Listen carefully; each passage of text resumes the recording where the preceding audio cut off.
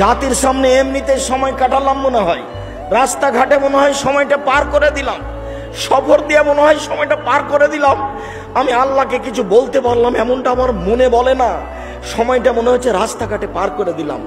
জাতির কিছু উপকার করতে পারলাম কিনা, নিজের আমল দিয়ে বিচারের মাঠে সফলতা আনতে পারবো, এটা আমার মনে বলে না। তাই আমি আপনার দিকে চেয়ে আছি, আপনি শুনে যদি একটু আমল করেন, ওখান থেকে যদি কিছু পাই তাহলে জান্নাত পাবো ইনশাল্লাহ। এইটুকু আশা আমি দিন কাটাই। যার কারণে আমি বলি, জাতির যদি রাস্তাঘাট করে দিতে না পারি, জাতির যদি স্কুল কলেজ করে দিতে না পারি, জাতিকে আমি চূড়ান্ত সঠিক ধর্ম দিতে পারবো ইনশাল্লাহ। ধর্মের ব্যাপারে আমি জাতিকে ফাঁকি দিয়ে পরকাল হারাতে রাজি নই। অতএব দিনী ভাই বোন, আমি যখন কোনোরকম করে কষ্ট করে আপনার কাছে চলে আসব, তখন আপনি ধৈর্য ধারণ করে একটু কথা বলার শোনার একটু চেষ্টা করবেন। আল্লাহর কসম আপনাকে আমি ফাঁকি দিতে আসিনি, আল্লাহর কসম আপনাকে আমি ফাঁকি দিতে আসিনি, আল্লাহর কসম আপনাকে আমি কেসা কাহিনী শোনাতে আসিনি। যে আল্লাহ বললেন সর এখান থেকে সর, শয়তানের রাজিম তুই বিতাড়িত, শয়তান সর এখান থেকে সর, তখনও বলছে হ্যাঁ চলে যাব বটে, আমাকে সময় দিতে হবে, আমি কিয়ামত পর্যন্ত বেঁচে থাকতে চাই। তা আল্লাহ বললেন ঠিক আছে যা, কিয়ামত পর্যন্ত সময় দিলাম।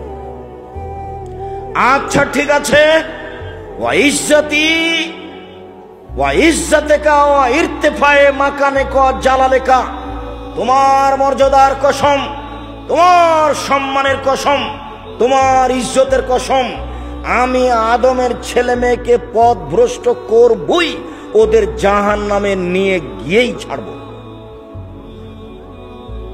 তখন আল্লাহ বলছেন শুনে রাখ শয়তান, আমার মর্যাদার কসম, আমার ইজ্জত দেখলো তো আমি কষ্ট পাই। আপনার হাতে তাবিজ আছে, গলায় মাদুলি আছে, আপনি তো মুশরিক, মরে গেলে জাহান্নাম হবে। মাদুলি এখন খুলে ফেলে দিয়ে যদি মরেন জান্নাত হবে।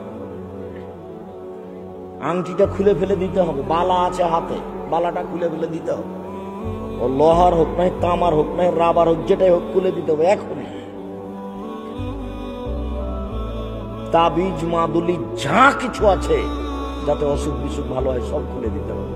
মরলে মুসলমান, থাকা অবস্থা মারা গেলেও মুশরিক, জান্নাত পাবে না ও। মান তালাকা তামিম বা আশরাকা, কেউ যদি শিরক তাবিজ ঝুলায় তাহলে সে শিরক করবে। উপস্থিত বৈঠকের মুসলিম বোন, আপনাকে বলছি, আপনি দেখেন, আপনাকে বলছি কয়েকটা কথা। এক, আবু সাঈদ খুদরি রাদিয়াল্লাহু তাআলা আনহু বলেন, খারাজা রাসূলুল্লাহ সাল্লাল্লাহু আলাইহি ওয়াসাল্লাম ইয়াওমা ফিতরিনা ওয়াদা ইলাল মুসাল্লা, আল্লাহর নবী